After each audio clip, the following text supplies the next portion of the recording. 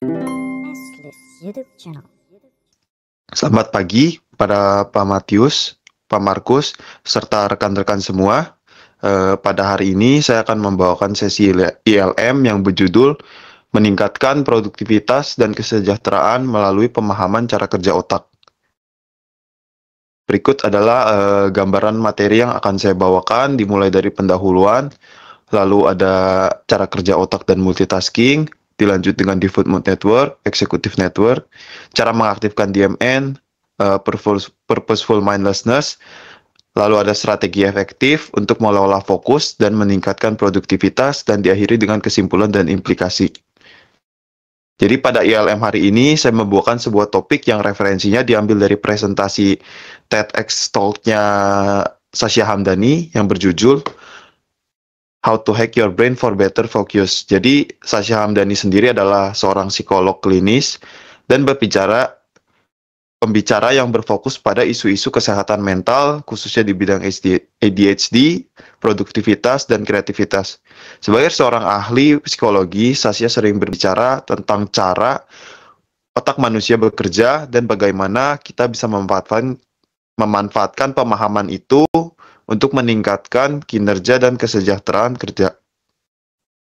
Sasha membahas tentang pentingnya memahami cara otak kita berfungsi untuk meningkatkan kreativitas, fokus, dan produktivitas. Dalam video tersebut juga ia menekankan bahwa banyak orang yang seringkali merasa terjebak dalam kebiasaan multitasking yang sebenarnya bisa mengurangi efisiensi dan merugikan kesehatan mental. Dalam video tersebut juga, Sasha mengajak kita untuk lebih sadar tentang bagaimana otak kita itu bekerja dalam menghadapi tugas sehari-hari. Ia memberikan wawasan tentang dua jaringan utama di otak, yaitu Default Mode Network atau DMN dan Executive Network, serta bagaimana kita dapat mengaktifkan DMN. Melalui pendekatan yang lebih ilmiah dan praktis, ada cara-cara untuk mengatasi tantangan mental yang kita hadapi dalam kehidupan sehari-hari, baik di tempat kerja maupun kehidupan pribadi. Tapi sebelum itu, mari kita untuk memahami dulu bagaimana sih sebenarnya otak itu bekerja.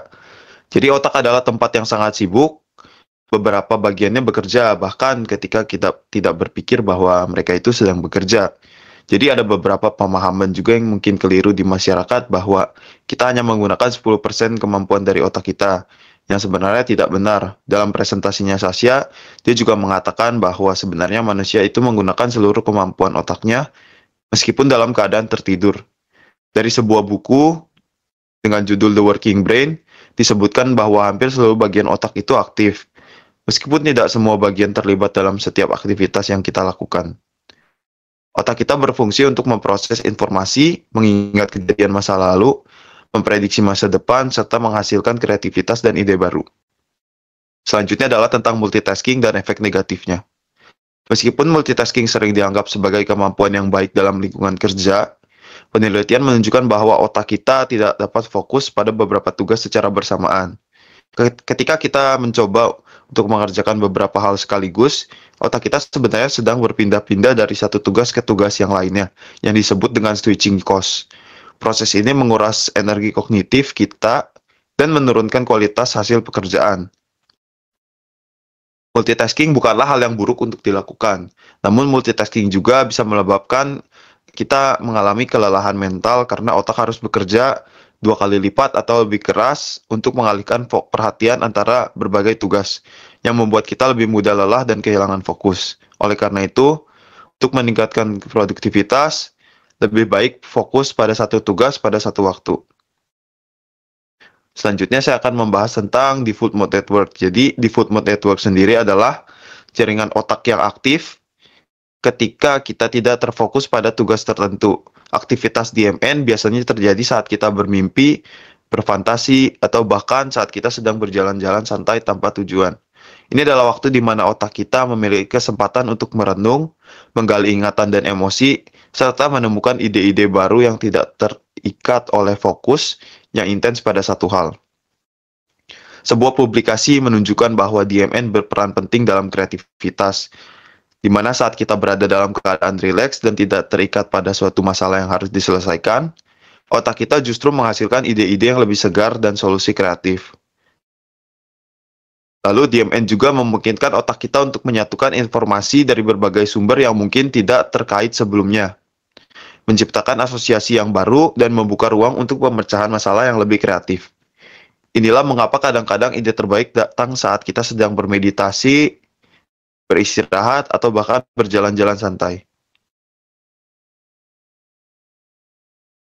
Selanjutnya, apa itu executive network? Jadi, executive network adalah jaringan otak yang aktif ketika kita fokus pada tugas yang membutuhkan perhatian penuh dan pengambilan keputusan yang cepat.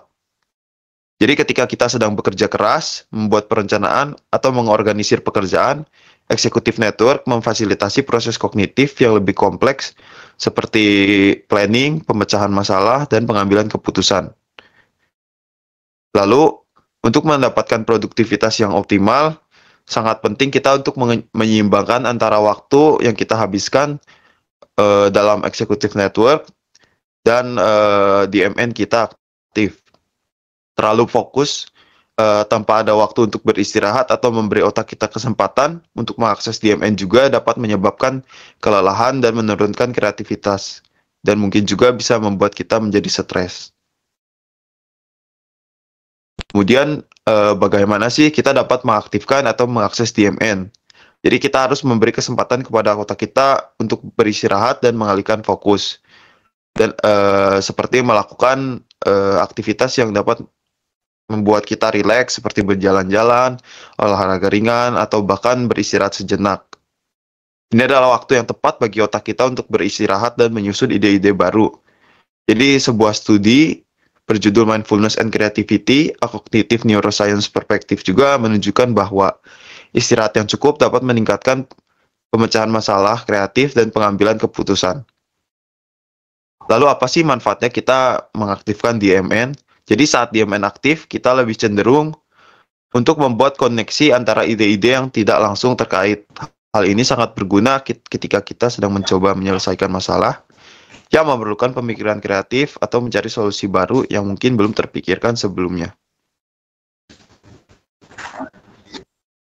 Selanjutnya, saya akan membahas tentang purposeful mindlessness. Jadi, dalam video presentasinya Sasha juga mendorong kita untuk sengaja menjadi mindless atau terlibat dalam aktivitas sederhana dan otomatis yang tidak memerlukan perhatian penuh.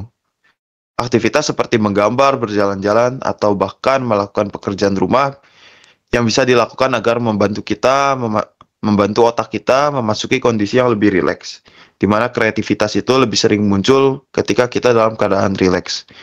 Jadi, kenapa mindlessness itu penting?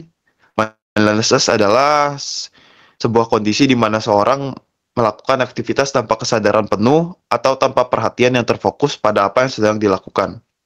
Aktivitas yang dilakukan dalam keadaan mindlessness biasanya bersifat otomatis atau rutinitas, yang orang tersebut tidak terlalu memikirkan atau menilai apa yang sedang mereka kerjakan. Meskipun mindlessness tampak seolah-olah adalah kondisi yang tidak produktif atau mungkin tidak penting, mindlessness sebenarnya memiliki manfaat, terutama untuk kreativitas dan pemecahan masalah. Ketika orang tidak terfokus pada satu tugas yang menuntut perhatian penuh, atau dalam keadaan mindfulness, otak kita memiliki kesempatan untuk bersantai dan mengakses DMN. Inilah saatnya ide-ide kreatif bisa muncul, dan kita bisa menemukan solusi baru atau pemahaman yang lebih besar tentang suatu masalah. Jadi pada dasarnya, mindlessness itu memberi ruang bagi otak kita untuk beristirahat dan meriset dirinya.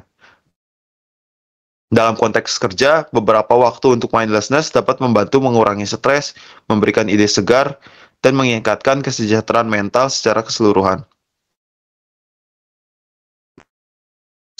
Selanjutnya ada beberapa teknik lain yang dapat digunakan untuk mengatasi tantangan fokus, meningkatkan kreativitas, dan memanfaatkan DMN secara efektif. Beberapa teknik ini berfokus pada cara mengelola perhatian, memberi ruang bagi otak untuk beristirahat, serta meningkatkan kesejahteraan mental.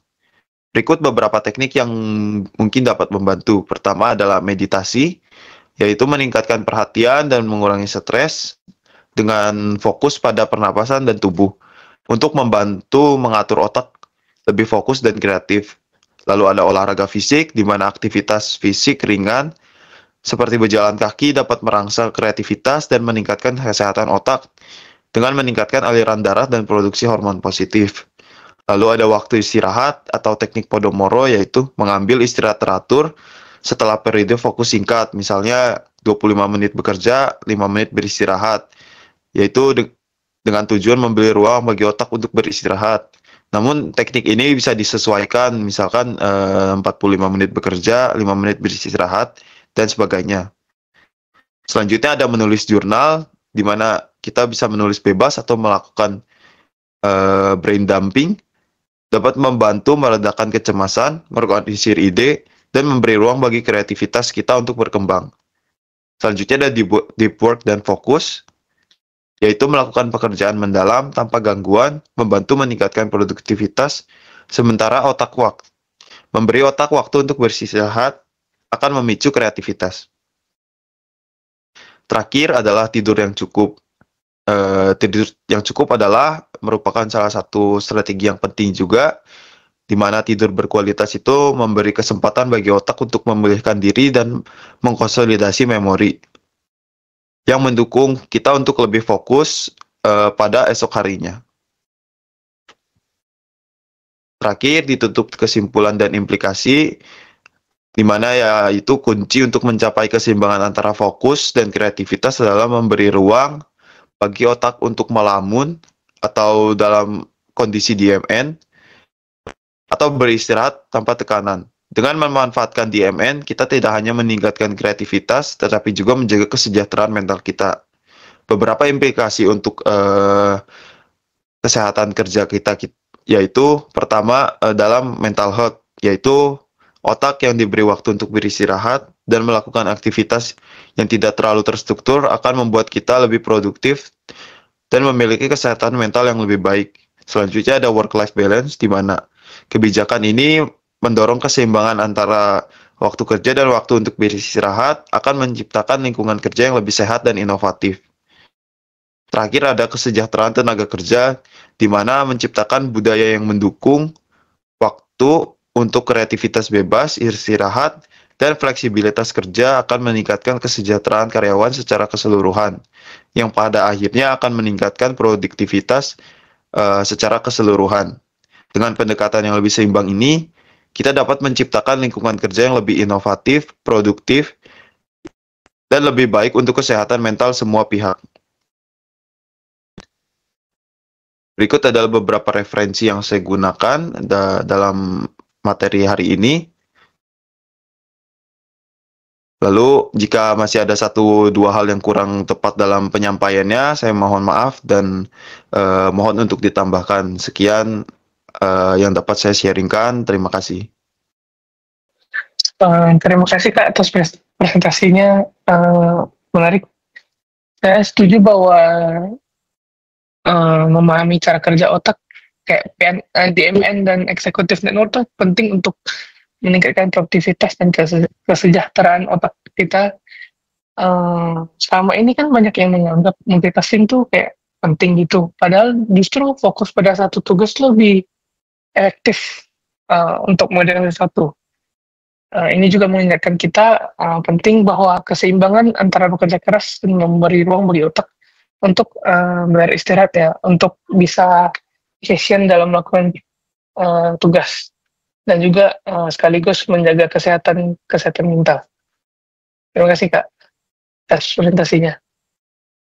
Oke, terima kasih Mas Andrew untuk pemaparan materinya. Nah, sungguh menarik ya untuk materi yang disampaikan terkait dengan DMN dan Executive Network tadi. Nah, di sini izin untuk menambahkan dulu terkait dengan penggunaan otak sadar dan otak tidak sadar ya. Memang terkadang kalau kita sedang terfokus kepada sesuatu, ya ada beberapa hormon ya di kita yang meningkat untuk mempertajam fokus kita tersebut, diantaranya adalah kortisol ya. Yang di situ juga membantu kita untuk meningkatkan stres dan awareness kita dalam menganalisa dan mempelajari sesuatu tadi. Namun dalam penggunaan otak sadar tadi untuk memfokuskan sesuatu, terkadang pikiran kita itu apa ya, agak berisik ketika kita coba untuk menganalisa dengan memetakan antara masalah dengan solusi. Ada beberapa pertimbangan-pertimbangan yang mana itu mungkin disumbangkan oleh informasi-informasi yang secara tidak sadar kita tangkap, yang mana penggunaan atau informasi tidak sadar tadi itu diterima oleh alam bawah sadar kita, dan itu persentase penggunaan otak secara tidak sadar itu lebih dari 10%. Kalau kita hitung secara matematika, ya tinggal 100% dikurang 10%. Artinya 90% itu adalah penggunaan otak tidak sadar kita tadi ya. Nah, ada beberapa hal yang mungkin perlu kita coba catat juga, bahwa dalam penggunaan otak tidak sadar tadi, itu coba kita untuk tingkatkan dengan cara tadi ya, caranya adalah seperti merenung, kemudian bermeditasi, yang mana itu coba kita terapkan untuk melepaskan fokus-fokus kita terhadap permasalahan utama, sehingga mungkin dari sisi kita itu sifatnya untuk menyelesaikan sesuatu itu dapat bersifat lebih kreatif lagi. Kemudian selain dari itu juga mungkin kita perlu untuk jalan-jalan santai. Kemudian untuk mungkin para perokok ya, di sini salah satu hal positif yang saya coba tangkap meskipun saya bukan perokok, udah lama tidak merokok. Cuman yang saya tangkap ketika coba untuk mempelajari persona-persona yang melakukan aktivitas merokok tadi, dalam merokok itu terkadang kita seperti yang tadi disampaikan oleh Mas Andrew, kita mengolah pernafasan kita. Di sini saya bukan mensponsori untuk ini ya, untuk mencoba untuk merokok, cuman di sini nilai-nilai yang bisa diambil adalah kita mengolah pernafasan kita, kemudian kita merenung. Di satu sisi juga dengan dibantu oleh beberapa aditif yang terdapat pada rokok, itu membantu kita untuk melepaskan atau mencoba untuk relaksasi sejenak, yang mana untuk proses relaksasi tadi itu juga kembali ke peningkatan penggunaan otak bawah sadar kita ya. Selain dari itu mungkin izin menambahkan, mungkin ini dari pengalaman pribadi saya, ketika misal pernah nggak di antara teman-teman di sini ketika misal lagi agak mules itu pikiran buyar, kita nggak bisa fokus. Nah, cuman ketika mules itu sudah dilepaskan dan kita udah nongkrong di suatu tempat, nah di situ kita dapat melakukan perenungan dan berbagai ide-ide kreatif yang mungkin tidak terpikirkan ketika kita sedang memikirkan atau memecahkan masalah tadi, itu datang dengan sendirinya. Di situ kita terbayang, oh gini ya mungkin ya solusi yang lebih baik, dan itu berdasarkan pengalaman pribadi, yaitu banyak hal-hal yang saya dapatkan ketika ada di fase tersebut. Nah, di sini kalau terkait multitasking tadi, mungkin ya dipengaruhi oleh struktur otak juga ya, yang mana setiap orang mungkin ada tingkatan yang optimal untuk melakukan multitasking. Cuman kalau dipengaruhi secara gender, sorry bukan ras ya di sini, ya mungkin dari teman-teman udah sering mendengar kalau untuk yang gender wanita itu lebih baik melakukan multitasking dibandingkan dengan pria, dikarenakan ya secara struktur otak berbeda, di mana kalau struktur otak pria itu sambungan-sambungan sarafnya itu lebih bersifat apa ya, terhubung secara dari depan ke belakang, bukan dari kiri ke kanan, sehingga di sini ketika melakukan multitasking tadi, sisi wanita itu lebih cenderung seimbang antara penggunaan otak kiri dan otak kanan, yang mana di antara otak kiri dan otak kanan itu juga ada otak kecil, yang mana otak kecil tersebut berkaitan dengan keseimbangan juga. Beda halnya dengan pria, yang mana struktur otaknya tadi lebih banyak tersambung dari belakang ke depan ya, yang lebih, sehingga keseimbangan tadi itu tidak dapat dikontrol dengan baik, dan di sisi ini lebih terfokus kepada penyelesaian suatu masalah dibandingkan dengan multitasking tadi. Nah, mungkin itu yang izin saya tambahkan ya, Mas Andrew di sini.